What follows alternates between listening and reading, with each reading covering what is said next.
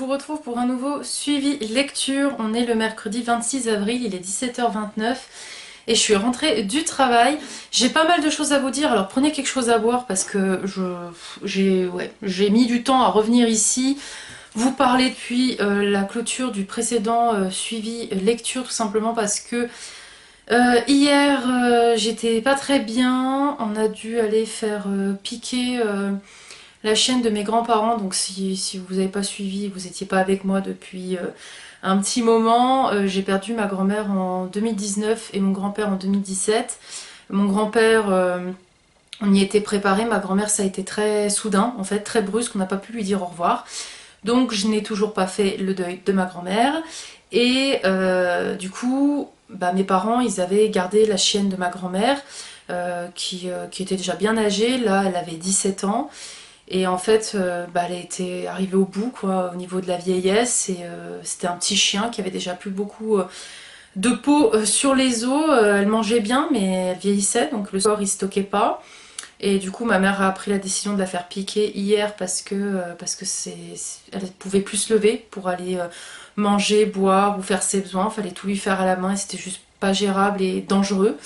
Donc on a décidé de la faire piquer et forcément, déjà moi j'y étais très attachée parce que c'est un animal que j'ai connu depuis toute petite, que j'allais en vacances avec mes grands-parents dans le sud et il y avait la chienne. Donc déjà, il y a le fait de perdre l'animal qui m'a fait beaucoup de mal. Et deuxième chose, forcément, c'était un souvenir que j'avais de mes grands-parents.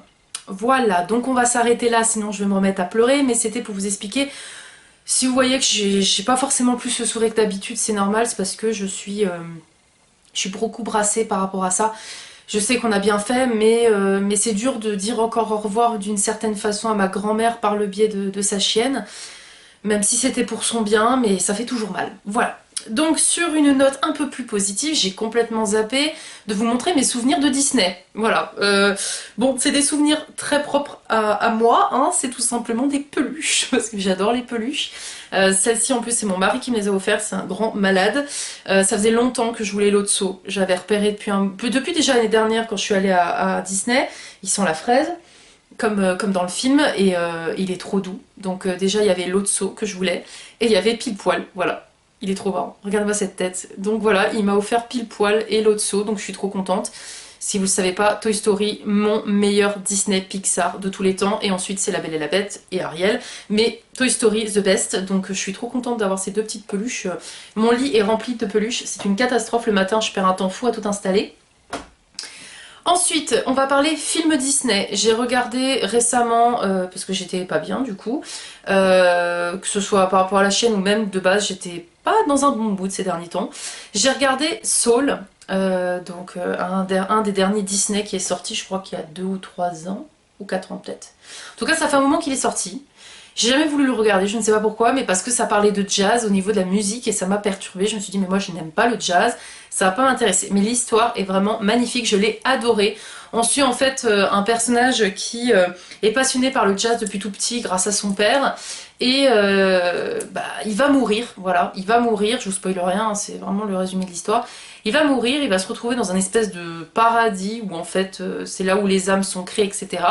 Et il va devoir aider une âme en fait à trouver un but dans sa vie. Mais il semblerait peut-être qu'en aidant cette âme à avoir un but, il va se rendre compte que peut-être que la musique n'était pas son premier but et qu'en fait, la vie c'est plus qu'une passion, c'est tout ce qu'il y a autour, des choses très simples comme les changements des saisons, le soleil, d'être avec sa famille, de faire un câlin à ses parents. Enfin voilà, c'est vraiment une histoire qui m'a beaucoup touchée parce qu'en fait ça nous montre qu'on n'a qu'une seule vie, une seule chance et que c'est important de profiter de toutes les minutes, toutes les secondes qu'on peut vivre parce qu'on ne sait pas de quoi est fait la vie, hein. On ne sait pas si on sera là demain. On ne sait pas si on sera là dans la minute suivante. Alors on va me dire, c'est glauque ce que tu es en train de dire, mais c'est la vérité. Quand vous dites au revoir à quelqu'un le matin, par exemple à votre mari, comme je le fais, tous les matins, et nous, même si on se voit le matin avant de se dire au revoir et d'aller au travail, on se renvoie un petit message pour dire qu'on s'aime et que voilà, on se souhaite une bonne journée, on se reparle le midi et on se reparle le soir. Mais parce qu'en fait, moi j'étais pas trop à faire ce genre de choses, mais c'est mon mari qui m'a fait devenir comme ça. Comme il me disait, c'est que j'ai besoin de savoir en fait que on sait jamais ce qui peut arriver, de se dire on aura au moins dit je t'aime à la personne et on lui aura souhaité une bonne journée, et au moins on se dit s'il arrive quelque chose, elle est partie avec en sachant qu'elle était aimée. Et c'est vrai que moi, le fait de ne pas avoir pu dire au revoir à ma grand-mère m'a beaucoup brassé là-dessus. Et c'est vrai que maintenant je suis un peu plus à dire les choses et à pas vouloir rester en termes froids avec mes proches. Même si je peux me disputer et être en colère, de me dire il faut qu'on calme un peu le jeu parce qu'on sait pas de quoi la vie est faite. Et ce Disney, c'est ça. Et franchement, c'est un Disney que je recommande à beaucoup de personnes, même des adultes, hein, vraiment, c'est une leçon de vie et franchement je l'ai adoré, donc je vous le recommande à 1000%. Ensuite, quand je vous dis que j'avais des choses à vous dire, c'est pas une blague, j'ai reçu 3 livres que je vais vous présenter. Oui, je me suis remise à racheter un peu des bouquins. Le tout premier qui sera une de mes prochaines lectures, il s'agit de Glint. Donc c'est le tome 2 de la saga d'Oren, donc de Raven Kennedy chez Hugo Roman dans la collection Romantasy. J'ai lu le tome 1, Guild, il y a peut-être 2 ou 3 vlogs lecture avant. Adoré. Encore une fois par contre, pour public averti, hein, si vous voulez voir mon avis, je vous mettrai la chronique en barre d'infos du premier tome, mais voilà, c'est vraiment pour un public averti, et dans ma chronique je vous dis les trigger warnings, un des seuls où j'ai vraiment du mal dans la lecture à le lire parce que ça me met très mal à l'aise, il y était, donc j'étais très mal, donc je préfère vous donner les triggers. Et là, c'est enfin le second tome, et j'ai trop hâte parce que la fin du premier tome me donnait très envie de savoir ce qui allait se passer.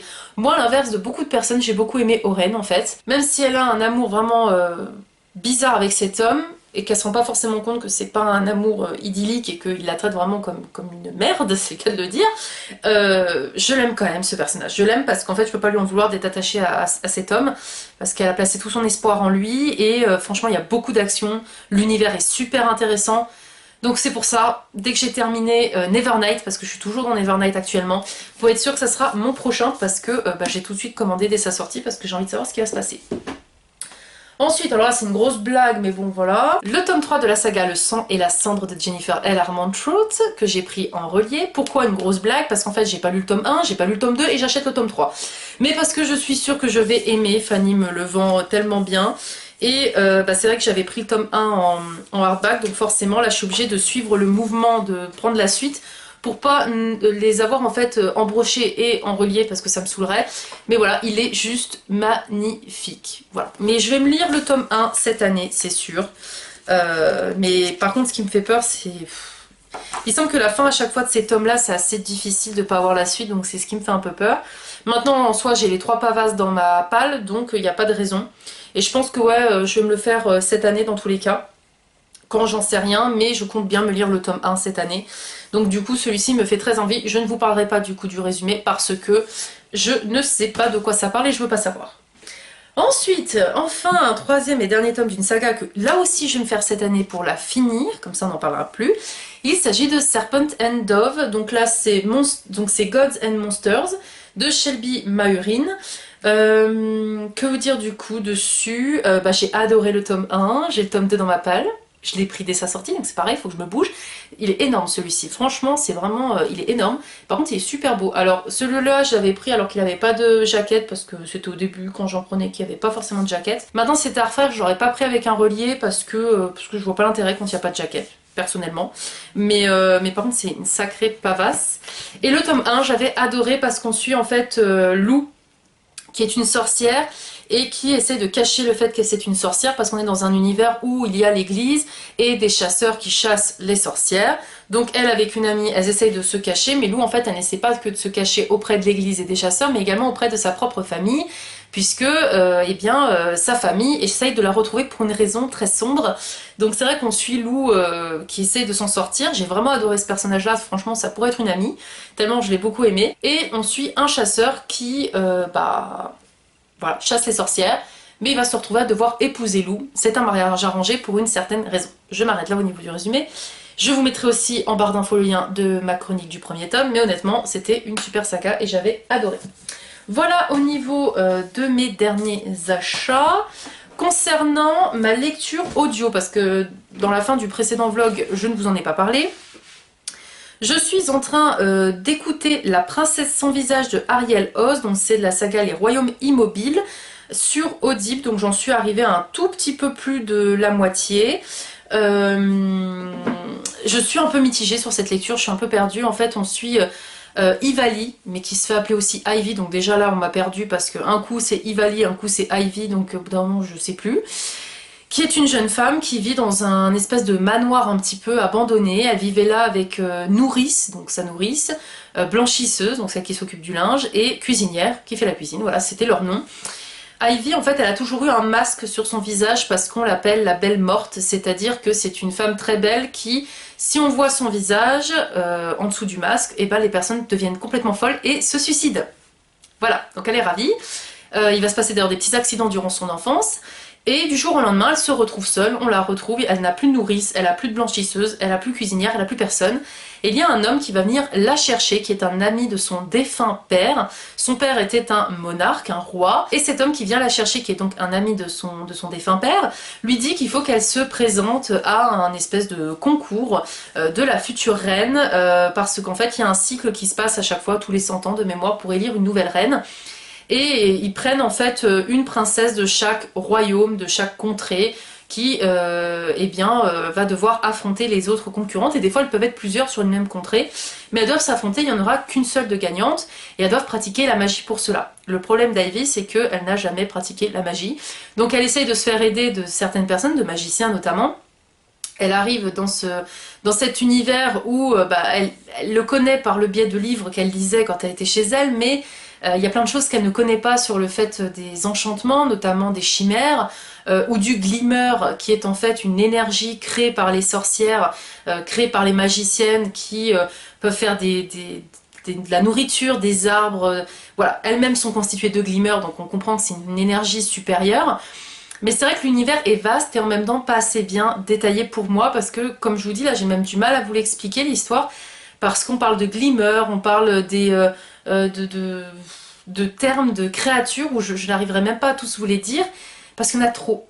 À vouloir trop faire, en fait, on perd le lecteur dedans, parce que... alors peut-être qu'au niveau du livre papier, il y a un schéma des créatures, mais pour moi, quand il y a trop de créatures, après on s'embrouille. Du coup, je sais plus ce que c'est. Est-ce que c'est des créatures vertes? Elles ont des dents, pas de dents? Elles ont les oreilles pointues? Oui, non.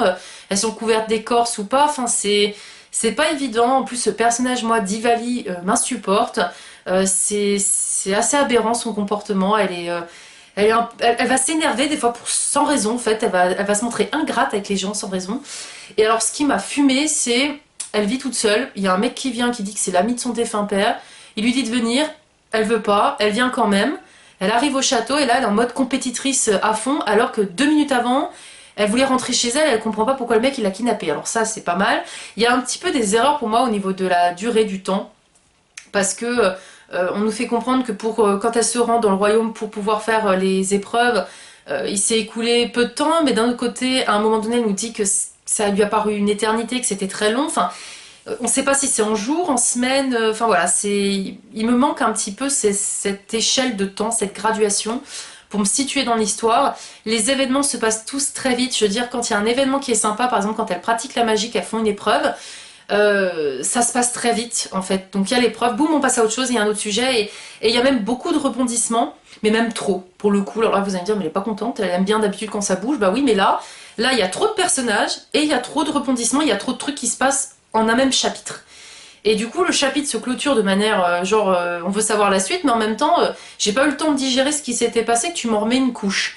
Donc c'est pour ça que je suis perturbée, parce qu'il y a beaucoup de choses bien dans cette histoire. Il y a déjà, je trouve l'histoire en elle-même, l'idée d'épreuve pour devenir reine, je trouve ça bien, ça me fait penser aux Hunger Games. J'aime bien l'idée de la magie, comment elle est pratiquée. Voilà, les faées ne supportent pas le fer, parce que là on a quand même des faées, hein. C'est un petit peu l'origine de toutes les créatures qu'on a dans cet univers. Mais on a tellement d'actions que je vous dis, j'arrive pas à tout assimiler, mon cerveau n'arrive pas à tout assimiler. Alors peut-être c'est parce que je l'écoute en audio, c'est possible. Au niveau de la narratrice, je trouve que elle donne un peu une voix de crécelle ou d'idiote à Ivali, donc ça j'ai un petit peu du mal. Après elle arrive bien à faire des voix différentes en fonction des personnages, mais j'ai l'impression qu'elle donne la voix un peu d'une crétine à Ivali, donc elle m'insupporte un petit peu sa voix. Je sais pas, il y a des choses qui me perturbent. Mais après la narratrice en tout cas elle lit très bien, mais c'est juste voilà la voix qu'elle a donnée au personnage principal pour moi est très agaçant. Donc j'ai un petit peu du mal.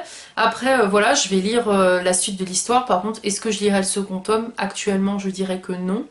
Parce que comme je vous dis, je suis embrouillée et limite fatiguée de cette lecture, parce que il se passe trop de choses, et et c'est pas, ça va trop vite, voilà, ça va trop vite, donc on n'a pas le temps d'assimiler ce qui se passe et moi ça me perturbe beaucoup. Donc je m'arrête là au niveau de mon avis sur cette lecture au niveau de la moitié. Je reviendrai vous en parler quand j'aurai terminé. Sachant que je pense que les prochains rushs que vous aurez, ce sera à Amsterdam parce que là donc on est mercredi et après-demain, vendredi après-midi, on part à Amsterdam avec un couple d'amis et mon mari et on rentrera le lundi 1er mai. Donc je vais vous faire des petits plans d'Amsterdam. C'est bien en ce moment, je vous emmène avec moi, je bouge pas mal donc c'est pas plus mal. C'est cette année surtout que je vais beaucoup bouger, l'année prochaine je suis pas sûre. Mais cette année je bouge beaucoup parce que c'est tous des voyages qu'on n'avait pas forcément pu faire à cause du Covid. Donc là bah, je vous avais pris avec moi à Disney et dans celui-ci bah, je vais vous prendre avec moi à Amsterdam et peut-être même, je verrai, je vous redirai, mais peut-être même à un autre endroit.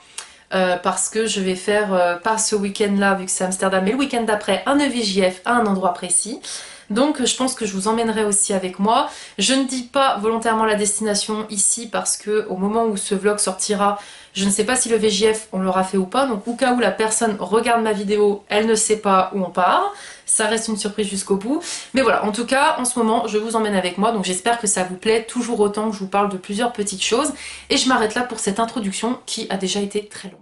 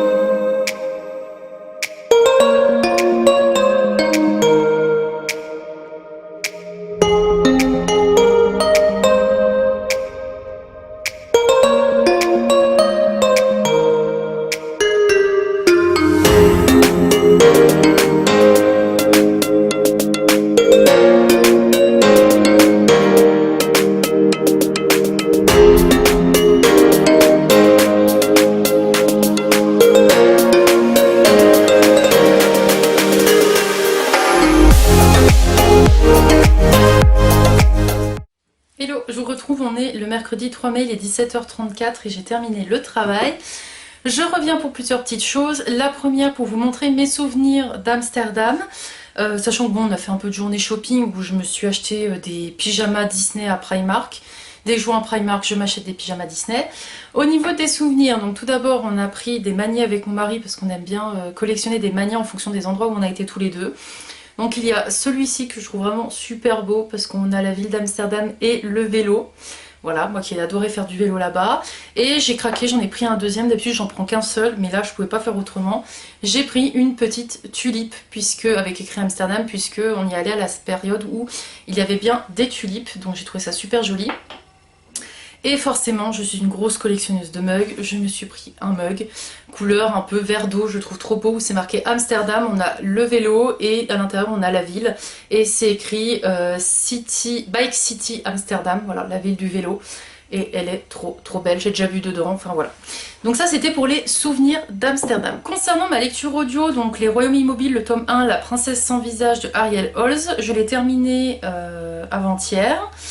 Je lui ai mis la note de 3 sur 5. La dernière fois quand je vous en ai parlé, je vous ai dit que j'étais mitigée, que pour le moment je savais pas si j'allais lire la suite. Je pense que oui, parce que même si, comme je l'ai dit, il y a trop d'informations, trop de personnages, trop d'actions qui se déroulent en peu de temps à assembler, et que des fois je me suis perdue au niveau des descriptions. L'intrigue est quand même bien trouvée, j'ai beaucoup aimé les retournements de situation sur la deuxième moitié du roman, et surtout il y a quand même des actions assez intéressantes que j'aime plutôt bien. C'est vrai que c'est un petit peu un mélange à la Prince Cruel, avec voilà, des personnages, des failles qui sont pas très sympas. Ça m'a beaucoup fait penser à Prince Cruel. Donc du coup je suis quand même curieuse de lire la suite, et vu que le tome 2 je l'ai eu gratuitement avec Audible, je pense que je vais me l'écouter incessamment sous peu, comme ça je terminerai cette saga. Mais c'est vrai que la fin elle est assez déroutante, donc j'ai envie de savoir ce qui va se passer. J'espère juste que le personnage d'Ivali va s'améliorer, parce que comme toujours j'ai du mal avec ce personnage là, et comme je vous l'ai dit, c'est vrai qu'il y a beaucoup trop de descriptions. Voilà, je me suis juste... C'est en demi-teinte parce que en fait l'auteur il m'a perdu un peu dans son histoire tellement il y avait trop de chose.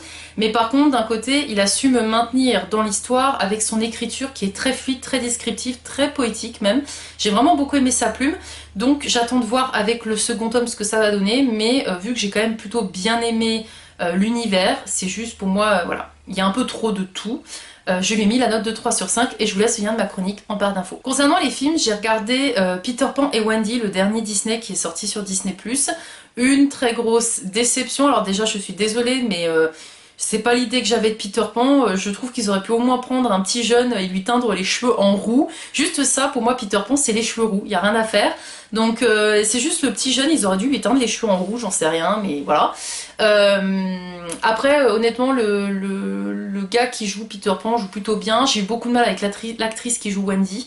Insupportable, trop dans l'exagération des mimiques.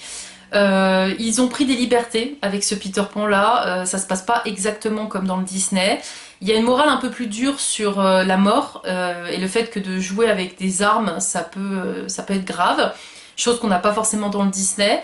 Et sinon, il n'y a pas de l'action non plus, en veux-tu en voilà, je me suis pas attachée au personnage, j'ai pas été transportée, même le capitaine Crochet avec Mouche, que ce soit aussi le crocodile, Lily la tigresse, non, il n'y a rien qui a fait que j'ai revécu un des Disney de mon enfance. Franchement, pour moi, ça restera de toute façon Hook, un des meilleurs pour moi au niveau des Peter Pan films, et un deuxième que j'avais vu avec un acteur, un acteur qui était blond aux yeux bleus.